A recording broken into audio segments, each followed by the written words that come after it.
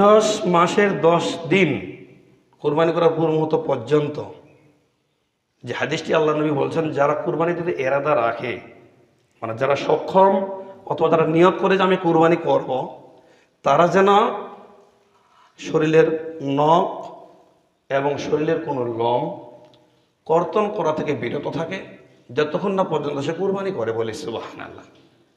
এই আমলটুকু আমরা কয়জন করি? এটা কি খুব কষ্টের কাজ? আপনারা বলুন তো, কষ্টের কাজ কি? কিন্তু আমরা এখনো বুঝতে পারিনি যে আসলে একটি সুন্নার কতটুকু মূল্য, কতটুকু দাম। নখটা হয়েছে আমি কাটলাম না, এটি নাকি?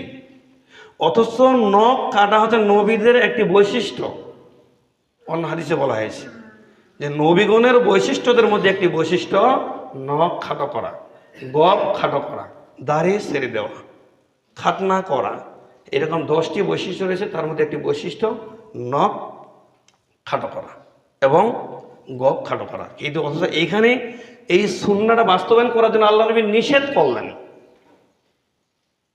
মানে আপনার কাছে যেটা ভালো মনে হবে সেটি আপনি চূড়ান্ত মনে করবেন, এটার নাম কিন্তু ইসলাম নয়। অন্য জায়গায় আল্লাহ নবী বলছেন নখ খাটো করার জন্য বললেন যে এটা নবীদের সুন্নাহ, আর এই জায়গায় বলছেন তোরা নখ কেটো না। অন্য জায়গায় বললেন গোপ খাটো করা মানুষের সুন্নাহ, এটা নবীদের সুন্নাহ। শুধু একটা নবীকে অনুসরণ এমনটা না, প্রত্যেকটি নবীরে দাড়ি ছেড়ে দেওয়া ছিল, গোপ খাটো ছিল। কিন্তু এই জায়গায় বলছেন যে তোমরা শরীরের কোনো লোম কাটতে পারবে না। অন্য বর্ণনায় রাসূল সাল্লাল্লাহু আলাইহি ওয়াসাল্লাম বলছেন লজ্জাস্থানের লোম, বগলের লোম 40 দিনের মধ্যে তোমরা সাফ করো, এর বেশি বাড়িও না।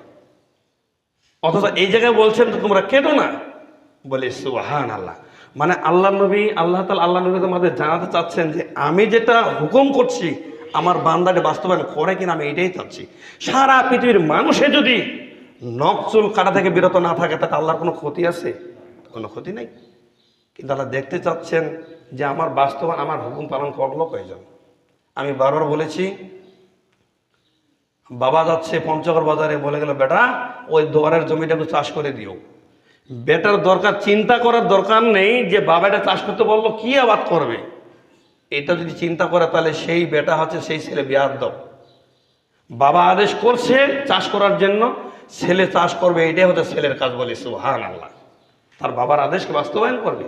তা তিনি তো পিতা দুনিয়ার ক্ষেত্রে, তিনি তো মাত্র জন্মদাতা, কিন্তু মূল সৃষ্টিকর্তা কে? আল্লাহ। মূল রিজিকদাতা কে? আল্লাহ। বাঁচা রাখার মালিক কে? আল্লাহ। তো তিনি যেটা আদেশ করছেন এটা আমাদের চিন্তা করার কোনো বিষয় নেই, বাস্তবায়ন করাটাই হচ্ছে আমাদের উচিত।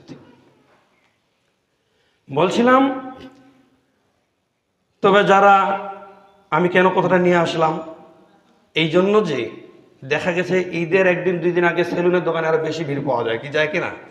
তাহলে তার মাথায় এটা কোনো আছে যে চুল কাটা যাবে না কুরবানি না করা পর্যন্ত?